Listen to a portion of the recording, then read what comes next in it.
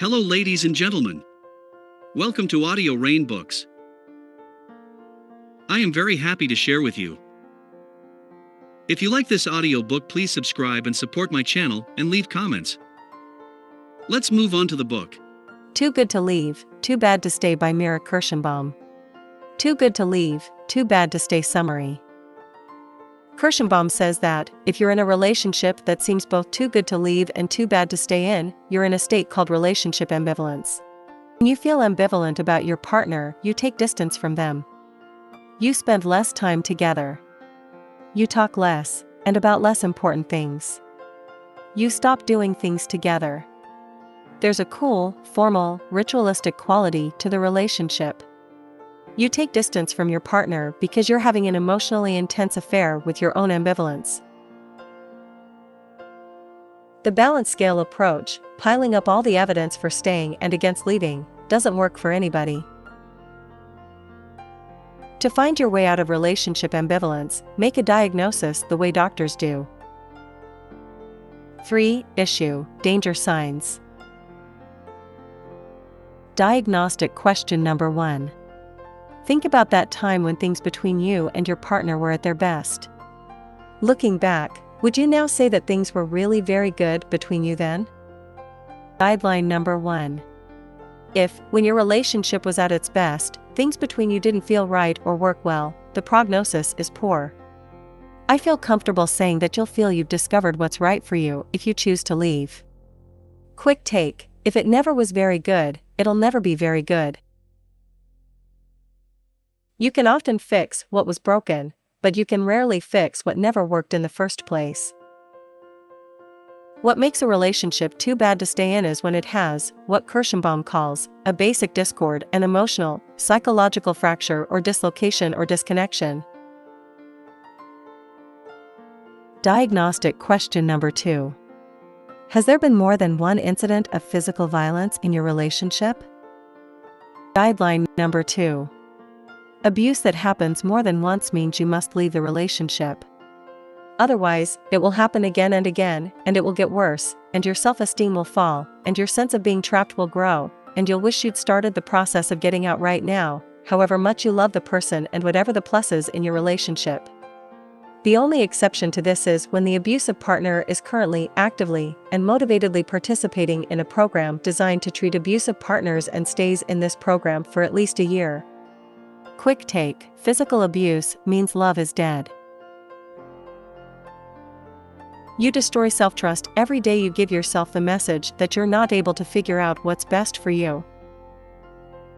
The more we try to weigh the mountain of facts and feelings we've accumulated, the more confused we get. The more confused we feel, the less we trust ourselves. The less we trust ourselves, the more we feel we have to wait, allowing more confusing evidence to pile up. This is where relationship ambivalence becomes a self-perpetuating trap. 4. Issue, if you've already decided to leave. Sometimes the best way to figure out your truth is to look at what you do, not at what you say. Diagnostic question number 3. Have you already made a concrete commitment to pursue a course of action or lifestyle that definitely excludes your partner? Guidelines number 3. If you've actually made a concrete commitment to pursue a course of action or lifestyle that excludes your partner, then on some level you've already decided that you'll be happier if you leave your relationship. Most people who've done this are not happy when they stay. It's as if you'd already advised yourself to leave.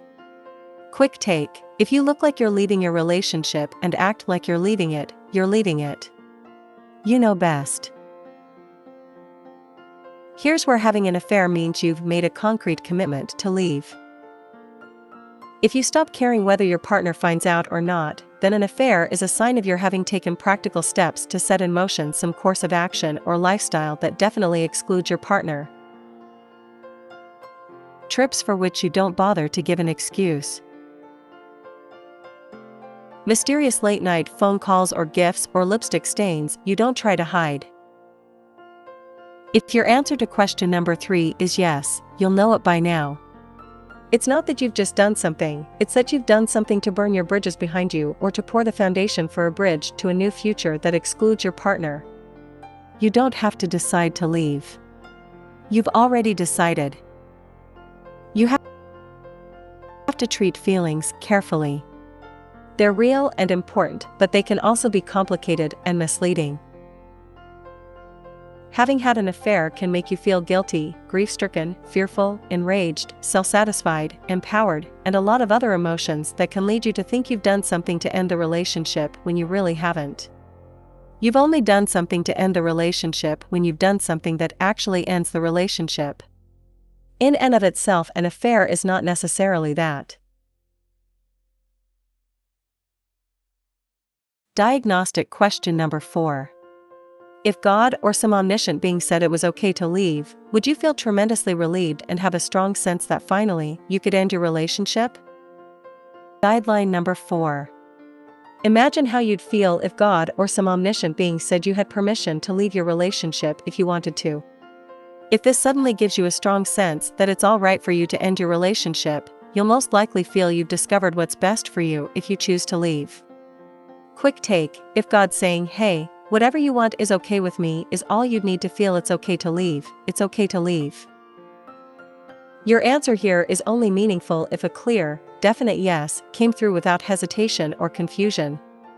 If you have to stop to analyze your feelings to see if your answer is yes, it's not yes. 5. Issue: preconditions for love. Diagnostic question number 5. In spite of your problems, do you and your partner have even one positively pleasurable activity or interest, besides children, you currently share and look forward to sharing in the future, something you do together that you both like and that gives both of you a feeling of closeness for a while? If you want to look for a sign of life, you've got to look beyond the children for it. Guideline number 5.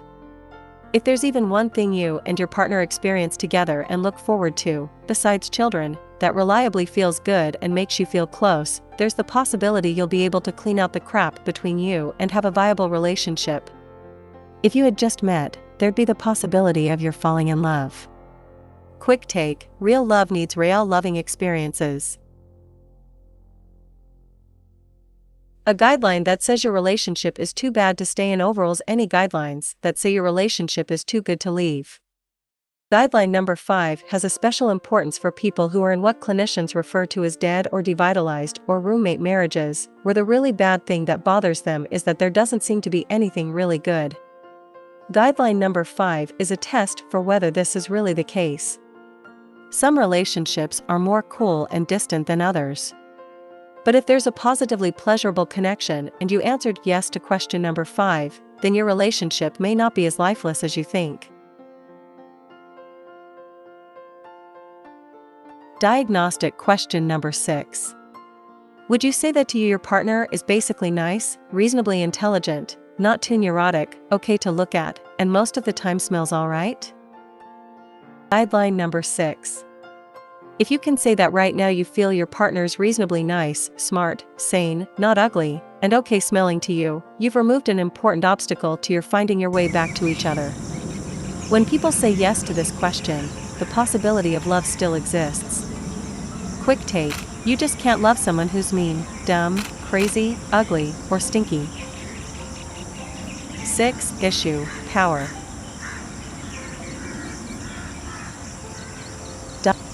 Diagnostic question number 7.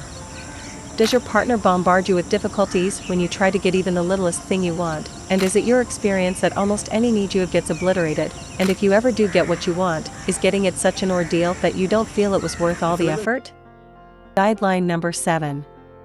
If your partner bombards you with difficulties when you try to get even the littlest thing you want, and if almost any need you have somehow gets obliterated, and if whenever you do get something you want it's such an ordeal that you don't feel it was worth the effort, then you'll be happy in the long run if you leave and unhappy if you stay. Quick take: power people poison passion. Diagnostic question number 8. Do you have a basic, recurring, never completely going away feeling of humiliation or invisibility in your relationship? Guideline number 8. If your partner gives you a basic, recurring, never completely going away feeling of humiliation or invisibility, then you're in the kind of situation that people report they were happy they left and unhappy they stayed in. Quick take: humiliation is the barometer of hatred. 7. Issue: communication.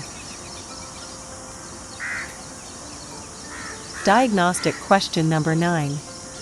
Does it seem to you that your partner generally and consistently blocks your attempts to bring up topics or raise questions, particularly about things you care about? Guideline number 9. If your partner constantly and unyieldingly prevents you from talking about things that are important to you, so that you have a sense of being shut down and shut up, then you're faced with a destructive problem that will not get better by itself. I feel comfortable saying you'll be happiest if you leave. Quick take: you'll suffocate if the dirt hits the fan whenever you try to shoot the breeze. It's not the things that make communication difficult that make a relationship too bad to stay in. Rather, it's the things that make communication impossible that make a relationship too bad to stay in. Diagnostic question number 10. Have you gotten to the point when your partner says something that you usually feel it's more likely that he's lying than that he's telling the truth? Guideline number 10. If you find yourself thinking, he's probably lying, whenever your partner says anything, or even if you just find there's a tightening in your gut that indicates you're expecting a lie, nothing good is going to happen for you in that relationship. Everyone else in this situation is happy you're leaving, and you'll be happier, too. Quick take: when you're married to a liar, your marriage is a lie. 8. Issue: is there real love left? Feeling love doesn't mean that your perceptions are accurate or that the realities warrant your feelings. In other words, feelings are not necessarily appropriate just because you have them. Diagnostic question number 11. In spite of admirable qualities, and stepping back from any temporary anger or disappointment, do you genuinely like your partner, and does your partner seem to like you? Kirschenbaum asks, when it counts for you, do you really like your partner the way you like a friend or someone else you feel comfortable and happy being with? Guideline number 11. If it's clear to you that basically and overall you just don't like your partner, then your love is a ghost, no matter what else you have going for you, and no matter how loudly your heart cries out that you love him, and you'll be happiest if you leave. And if your partner makes it clear to you that he just doesn't like you, then in this case, too, you'll be happiest if you leave. Quick take: in the long run, no like, no love. There are studies to show that some of the people we like best in our lives are the people we started out not liking so much. Not liking can turn into liking, but liking that turns into not liking can rarely turn back into liking. Particularly not after the kind of time and commitment you've given to each other. Diagnostic question number 12. Do you feel willing to give your partner more than you're giving already, and are you willing to do this the way things are between you now, without any expectation of being paid back?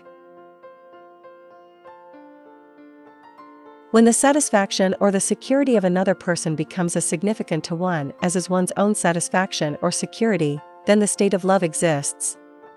Harry Stack Sullivan. Guideline number 12. In spite of how hurt and deprived you feel, if you are still willing to deliver a concrete expression of love, without expecting anything back in the near future, there's a real chance there's a solid core of aliveness in your relationship. If you won't give unless there's a clear expectation of getting something in return, that's evidence you won't be happy if you stay. Quick take: when there's nothing left to give, there's nothing left at all. 9. Issue: sex and physical affection. Diagnostic question number 13. Do both you and your partner want to touch each other and look forward to touching each other and make efforts to touch each other? Guideline number 13. if either you or your partner has stopped wanting to touch the other or be touched by the other, and this goes on for several months without any sign of abating, then you're making a profound statement about how alienated you are from each other, and based on the experience of other people in this situation, you won't be happy if you stay, and you will be happy if you leave. Quick take: if someone makes your flesh crawl, it's time to crawl out of the relationship. Diagnostic question number 14. Do you feel a unique sexual attraction to your partner? Guideline number 14. If you feel a physical, sexual attraction to your partner that puts him or her in a special category for you, where you're drawn to him or her strongly and in a way you're not drawn to anyone else, then I feel comfortable saying you'll be happy if you stay, because most people in this situation are happy they stay, as long as there are no powerful reasons to leave. Quick take: if you're especially attracted to your partner, there's something special about your relationship. You're entitled to feel you want your partner to change things about himself. Ask yourself, can your partner acknowledge their problem? Are they willing to change? Can you let go of being bothered by the problem? Are they able to change? Diagnostic question number 15. Does your partner neither see nor admit things you've tried to get him to acknowledge that make your relationship too bad to stay in? Guideline number 15. If there's something your partner does that makes your relationship too bad to stay in, and if you've tried to get him to acknowledge it and he simply cannot and does not, then that problem will just get worse over time. If the thought of a lifetime with it getting worse is not acceptable, you'll be happiest if you leave. Quick take: if your partner can't even see what it is about him that makes you want to get out, it's time to get out. Diagnostic question number 16. Is there something your partner does that makes your relationship too bad to stay in and that he acknowledges, but that, for all intents and purposes, he's unwilling to do anything about? Guideline number 16. If there's something your partner does that makes your relationship too bad to stay in, and he acknowledges it, but he's, in fact, unwilling to do anything about it, and if his unwillingness has been clear for at least 6 months, you'll be happier if you leave. Quick take: if you're waiting for your partner to want to change, you're waiting for Godot. Diagnostic question number 17. This problem your partner has that makes you want to leave, have you tried to let it go, ignore it, stop letting it bother you? And were you successful? Guideline number 17. If you can really let go of the problem that's most making you feel you want to leave your partner, if you can stop paying attention to it or stop letting it bother you, there's a real chance this relationship is too good to leave. Quick take: in a relationship with a future, people can let go of the problems they can't solve. Diagnostic question number 18. As you think about your partner's problem that makes your relationship too bad to stay in, does he acknowledge it, and is he willing to do something about it, and is he able to change? Guideline number 18. If your partner shows a real sign of being able to change with respect to a problem that makes your relationship too bad to stay in, there's a good chance there's something healthy and alive at the core of your relationship, and you won't be happy if you give up on it at this point. Quick take: it's the ability to change that turns frogs into princes. 11. Issue: personal bottom lines. If you're having trouble coming up with your bottom lines, say this to yourself: even though I love my partner, and even though I'd rather be in a relationship than be alone, there are some things that if they were going on would mean I just could no longer be happy or at peace in this relationship. Then let yourself imagine what those things are for you and put them on the list. Diagnostic question number 19. Has your partner violated what for you is a bottom line? Guideline number 19. If you've made it clear what your real bottom lines are and your partner's violated them anyway, then by definition you will not be happy if you stay, and you will only be happy if you leave. Quick take: the bottom line is the end of the line. 12. Issue: differences between you.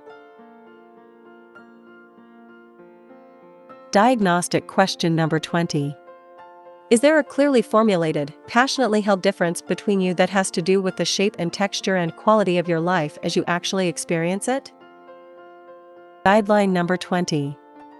If you and your partner have passionately felt but profoundly divergent preferences about how to live, and if the lifestyle you prefer is impossible with your partner, and if it's clear that you'll be happier living that lifestyle without your partner than living with your partner without that lifestyle, then you'll be happy if you leave and unhappy if you stay.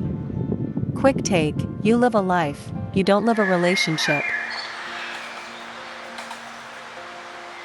Diagnostic question number 21.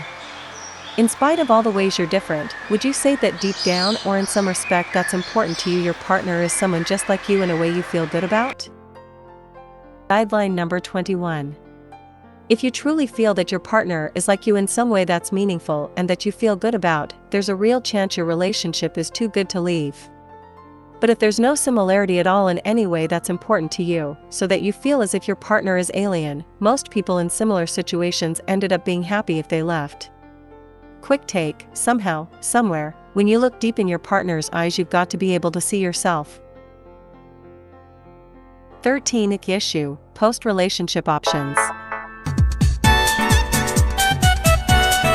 If you're trying to decide if you'll be happiest if you stay or leave, you can't look only at what's going on in your relationship. You have to look at what your options are outside of it and at how clearly and realistically you've been thinking about them. At the top of one sheet of paper, write the words, "Things I look forward to in my new life when I think about leaving." At the top of another sheet of paper, write the words, "Things I'm afraid of in a new life that make me think about staying." For each item on your list, ask yourself, is this true? Is this likely? Then ask yourself, what else is possible? What's most likely? Diagnostic question number 22. With your new, more complete, more realistic set of information about what it would be like for you if you left, have you discovered new, more probable realities that now make leaving seem impossibly difficult or unpleasant? Ask yourself, where will you live? How will you be able to afford it? Will you be able to commute to your job from there? How much savings will you have available to you after you leave? How much of your income will you have available? Will that be enough? What are your prospects for meeting people? This is a time to be brutally honest. Do you have the characteristics that'll make it relatively easy to find dates? Will you want to go through the process of meeting new people? Is it realistically likely that you'll be lonely in your new life? How well do you cope with loneliness? What's going to happen with the kids? Is joint custody a possibility, and do you want it? Is not having custody likely for you? Is that acceptable to you? Is having custody more likely, and have you thought through what it's like to parent kids on your own? What will being on your own do to your ability to work? Is it realistic that the friends you're counting on being there for you will end up being there? How do your relatives feel about what you're wanting to do? Will they provide moral support? Perhaps more important, will they actually deliver the practical or financial support they might have been promising? Guideline number 22. At this point in the process, as you look more realistically at what it will be like for you to leave, if this fresh look clearly makes leaving seem too difficult and makes staying seem desirable, then you've gotten the clarity you were looking for and you know you'll be happier staying. Quick take: if staying makes sense when you really check into it, it makes sense to stay.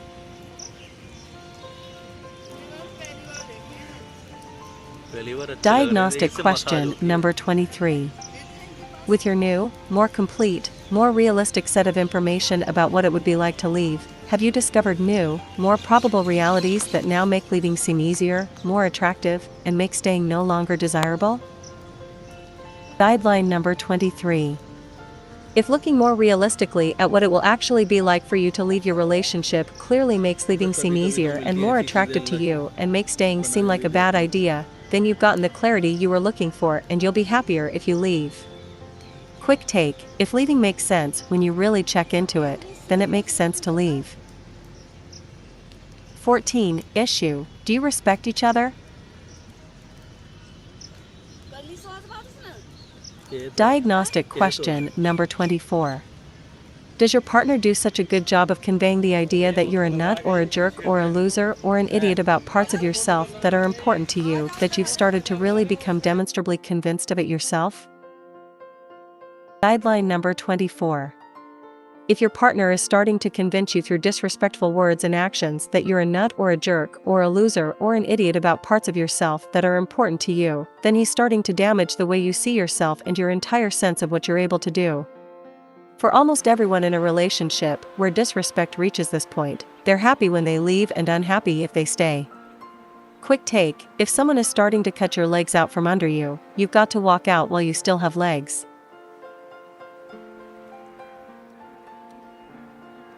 Diagnostic question number 25. As you think about your partner's disrespect, is it clear to you that you do everything possible to limit your contact with your partner, except for times where you absolutely must interact? Guideline number 25. If your partner is all too often all too disrespectful to you and you realize that you do everything possible to limit your contact with your partner, except for those times where you absolutely must interact, then the level of disrespect has spoiled the atmosphere of your relationship and you'll be happy if you leave. Quick take: the water's too bad to drink when you find you've stopped drinking the water. Diagnostic question number 26. Do you feel that your partner, overall and more often than not, shows concrete support for and genuine interest in the things you're trying to do that are important to you? Guideline number 26. If you feel that your partner shows support for and interest in the things you're trying to do that are important to you, and does so in ways that are substantial and concrete and that make a real difference to you, then most people who've been in your situation have said that they're in a relationship that's too good to leave. Quick take: being there when it counts is respect that delivers. Diagnostic question number 27. Would you lose anything important in your life if your partner were no longer your partner? Is what you lose something that makes you feel good about your partner for being able to provide it? Guideline number 27. If it's clear to you that you wouldn't lose anything you couldn't do without if your relationship were over, then your partner doesn't have anything real to offer you and he's not a resource for you. Even if your partner does provide things, if what he provides are things you don't particularly respect him for, he's not a respected resource for you. Most people in this situation were happy when they left the relationship. Quick take: there's no need to keep something you wouldn't miss if it were gone or that you don't value when you've got it. 15. Issue: hurts and betrayals. Diagnostic question number 28. Whatever was done that caused hurt and betrayal, do you have the sense that the pain and damage have lessened with time? Guideline number 28. If, according to the following timetable, there continues to be a lessening in the sense of pain and hurt and fear and anger after the crime you or your partner committed, then there's a good chance that your relationship can heal the damage caused by this crime.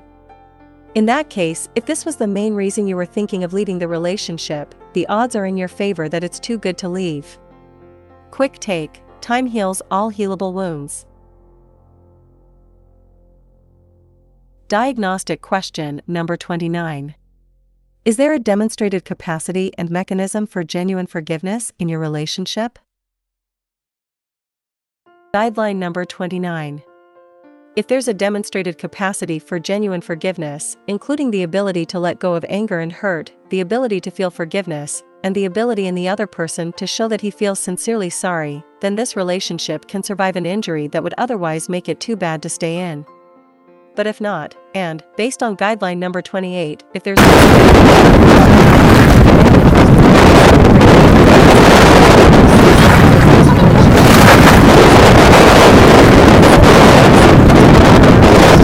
unhappy they stayed. Quick take: if you can't find your way back to forgiveness, you can't find your way back to each other. 16. Issue: getting your needs met.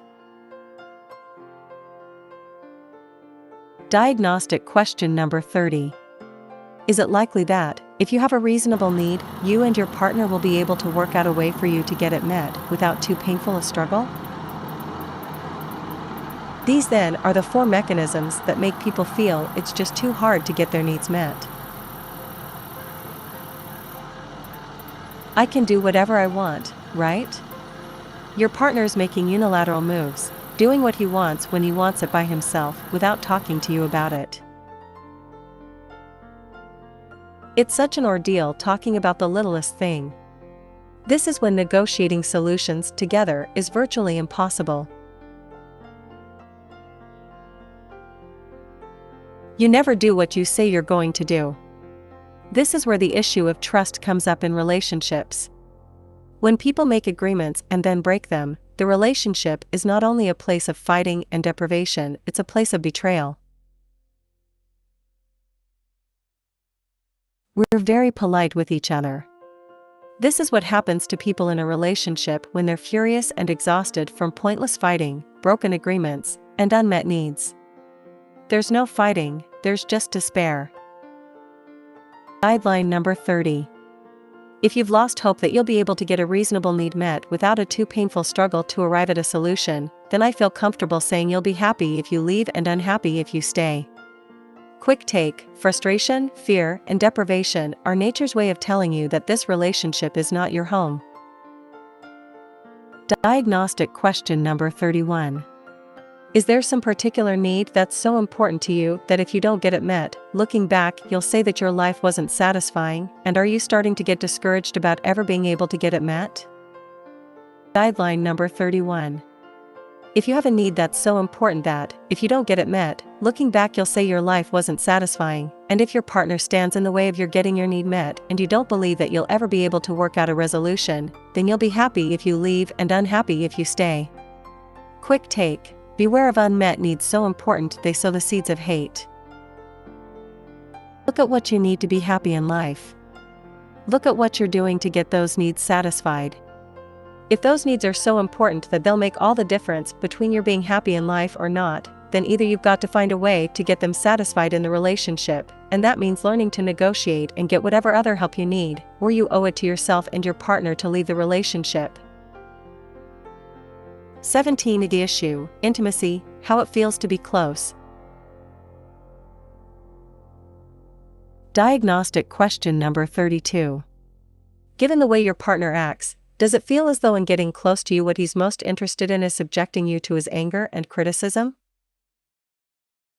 Guideline number 32. It's normal to get hurt occasionally when you get close to someone, but if you feel that your partner's main interest in getting close to you is making you feel his anger and criticism, then you'll never feel close or safe in your relationship, and you'll be happier if you leave than if you stay. Quick take: if getting close to your partner feels like you're getting into the boxing ring with him or her, then it's time to end the match. Diagnostic question number 33.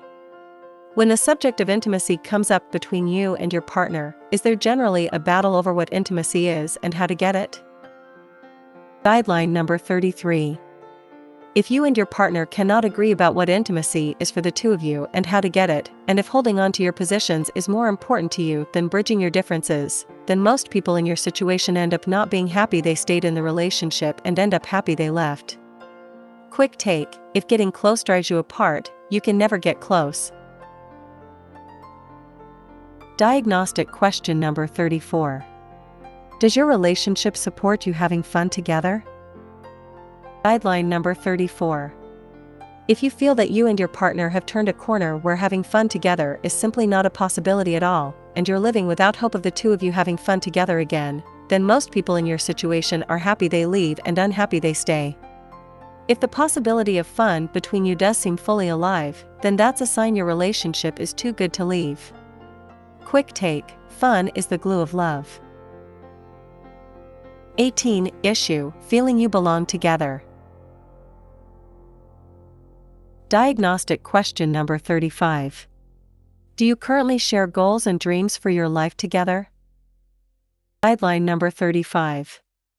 If you and your partner share a goal or a dream for the future, if there's something you organize your lives around and care about more than almost anything else, and if it's something you do together in some way that not only gives you a sense of satisfaction but a sense of meaning, then for most people in your situation what you've got going for you means your relationship is too good to leave.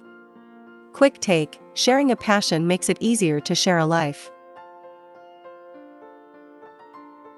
Diagnostic question number 36. If all the problems in your relationship were magically solved today, would you still feel ambivalent about whether to stay or leave? Guideline number 36. Even if there were no problems, if you still don't know whether you want to be in this relationship, then you're indicating a deep discomfort with something about your partner or your relationship. People who felt this way were happy they left and unhappy they stayed. Quick take: if you don't know whether you want to stay even if nothing were wrong, then you don't want to stay. Your relationship is too bad to stay in as long as your answer to any question produced a guideline that said that most people who gave that answer were happy they left and unhappy they stayed. Just because other questions don't point you toward the exits doesn't change the fact that your answer to this particular question does point you toward the exits.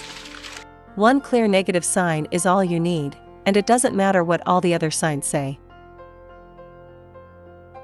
Your relationship is too good to leave if no guideline points to the fact that it's too bad to stay in.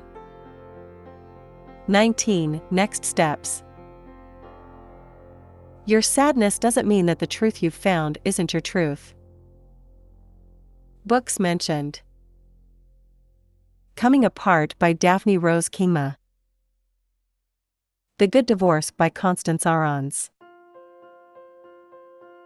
Our Turn by Christopher Hayes, Deborah Anderson, and Melinda Blau, Uncoupling by Diane Vaughn, Divorce Busting by Michelle Weiner Davis, Intimate Partners by Maggie Scarf, Life Mates by Harold Bloomfield and Sierra Vatiz, with Robert Corey, Love is a Verb by Bill O'Hanlon and Pat Hudson. Recommended reading. If you like Too Good to Leave, Too Bad to Stay, you may also enjoy the following books: The 5 Love Languages, The Secret to Love That Lasts by Gary Chapman, Love and Respect, The Love She Most Desires, The Respect He Desperately Needs by Emerson Eggerichs. Buy the book, Too Good to Leave, Too Bad to Stay. Thank you for listening this audiobook. I am very happy to share with you. If you like this audiobook, please subscribe and support my channel and leave comments. Have a nice day. Bye bye.